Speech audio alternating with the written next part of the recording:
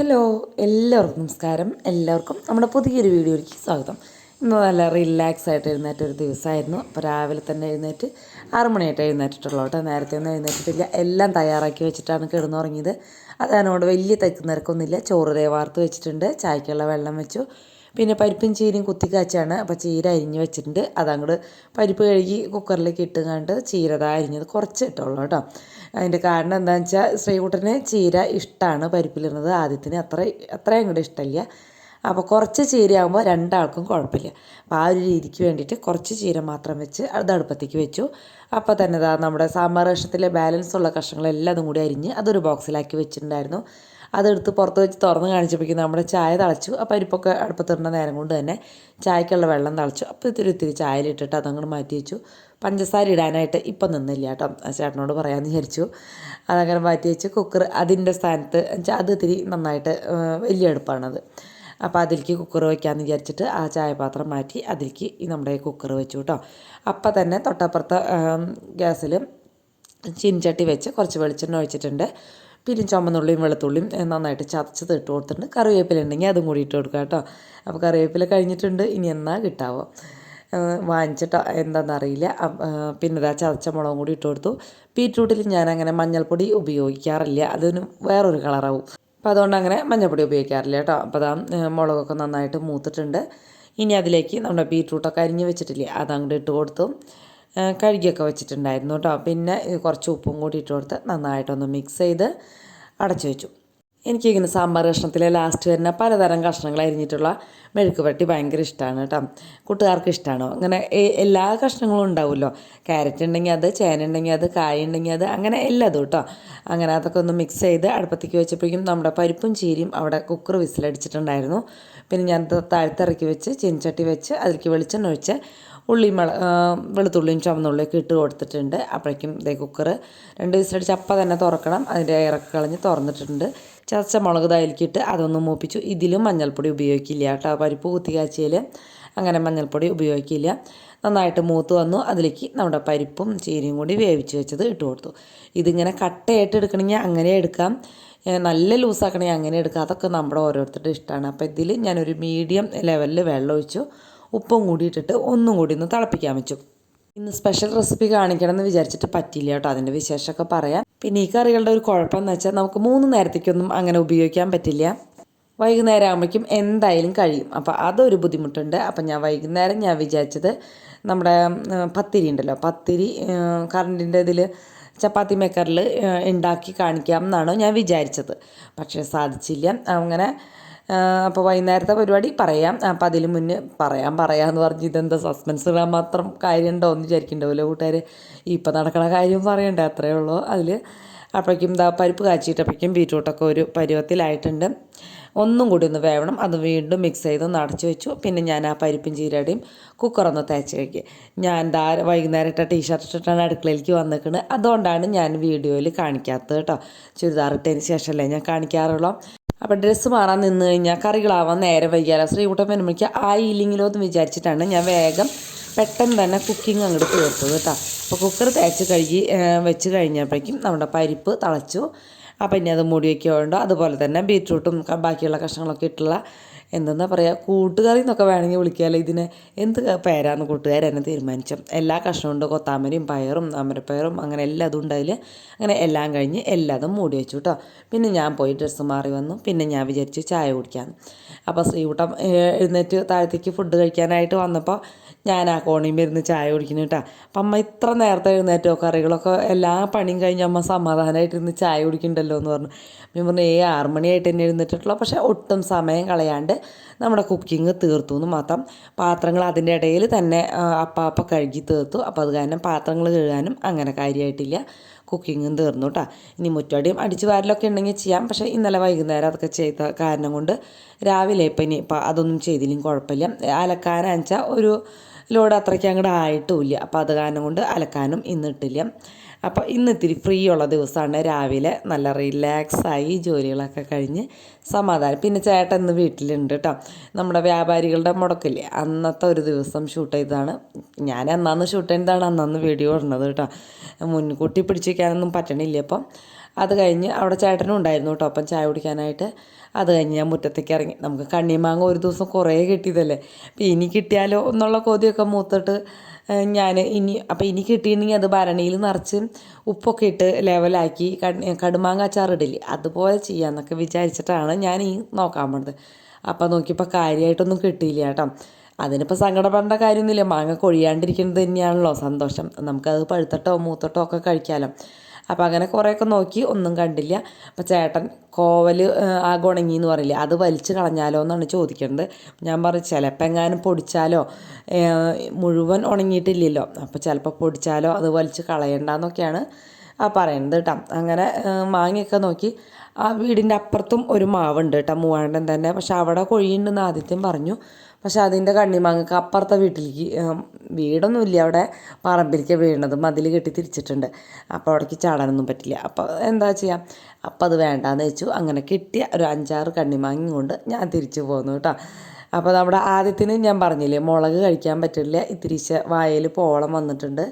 അപ്പോൾ അത് കാരണം കൊണ്ട് അവന് വെറുതെ അരിഞ്ഞ് ഇത്തിരി ഉപ്പിൽ ഇട്ടിട്ട് കൊടുക്കുകയാണ്.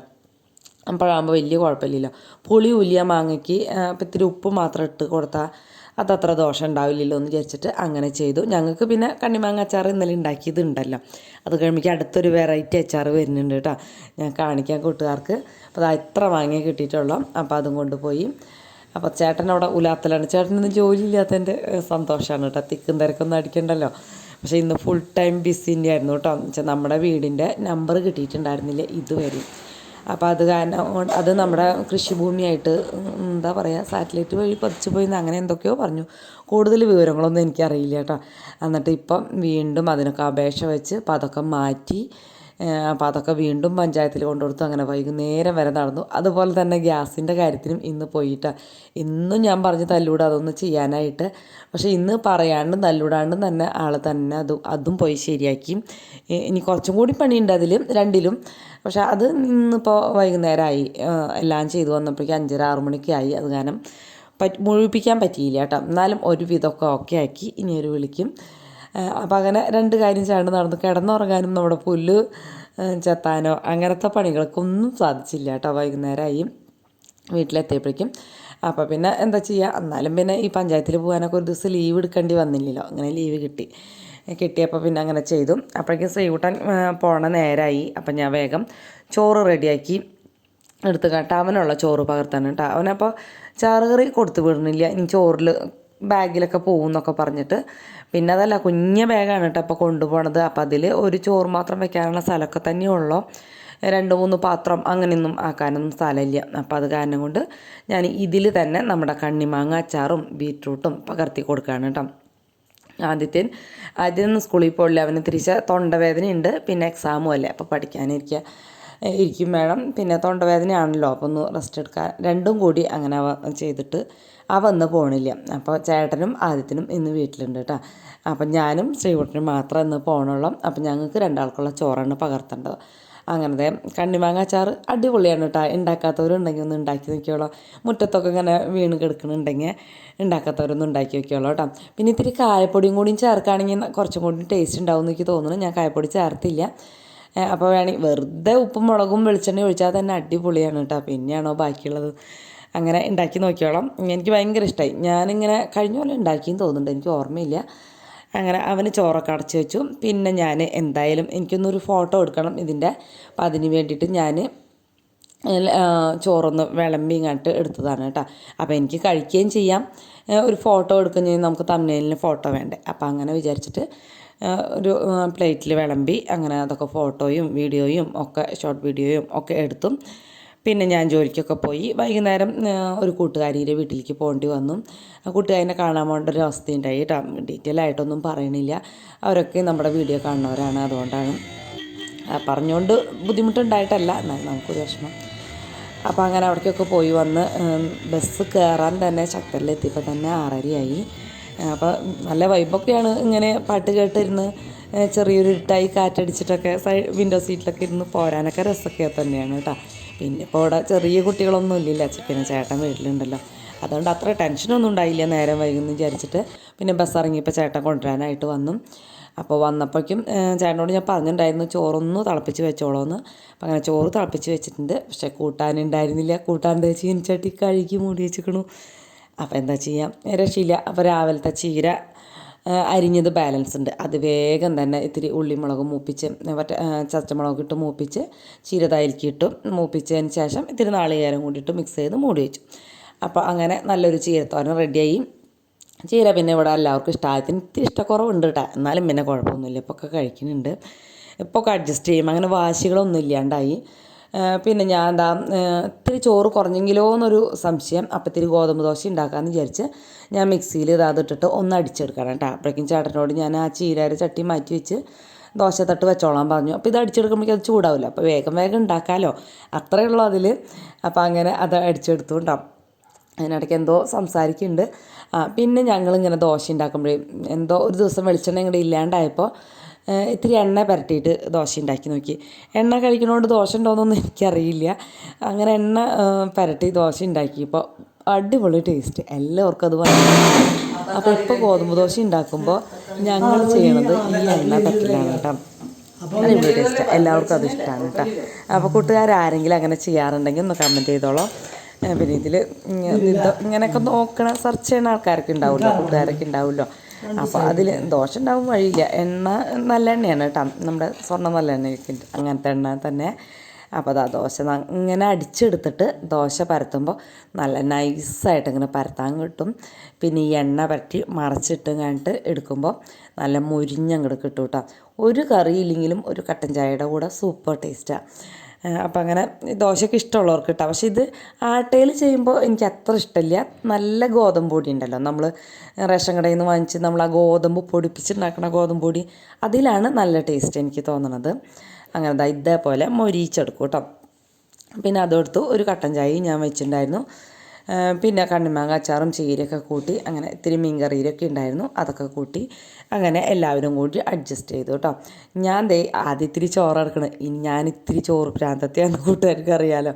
അപ്പോൾ ആദ്യം ഇത്തിരി ചോറ് എടുത്ത് കഴിക്കാം, പിന്നെ ഒരു ദോശയും കഴിക്കാം, അങ്ങനെ വിചാരിച്ചിട്ട് ഞാൻ ചോറ് വിളമ്പാണ്. അപ്പോൾ അങ്ങനെ ചോറും ചീരത്തോരനും കണ്ണിമാങ്ങ അച്ചാറൊക്കെ കഴിക്കുകയാണ്. അപ്പോൾ കൂട്ടുകാർക്ക് ഇന്നത്തെ വീഡിയോ ഇഷ്ടപ്പെട്ടോ എന്ന് എനിക്കറിയില്ല. ഇന്നങ്ങനെ വെറൈറ്റി ഒരു കുക്കിംഗ് ഒന്നും കാണിക്കാൻ എനിക്ക് പറ്റിയിട്ടില്ല സ്പെഷ്യലായിട്ട്. അപ്പോൾ ഇന്ന് ഇങ്ങനെയായിരുന്നു, അത്ര എനിക്ക് പറയാനുള്ളൂ. അപ്പോൾ വീഡിയോ ഇഷ്ടപ്പെട്ടെങ്കിൽ ഒന്ന് സബ്സ്ക്രൈബ് ചെയ്യാനും അതുപോലെ തന്നെ ലൈക്ക് അടിക്കാനും ഷെയർ ചെയ്യാനും കമൻറ്റ് എഴുതാനും ഒന്നും മറന്നു പോകരുത് കേട്ടോ. അപ്പോൾ ഇനി നാളെ രാവിലെ 9 മണിക്ക് കാണാം. Okay, by.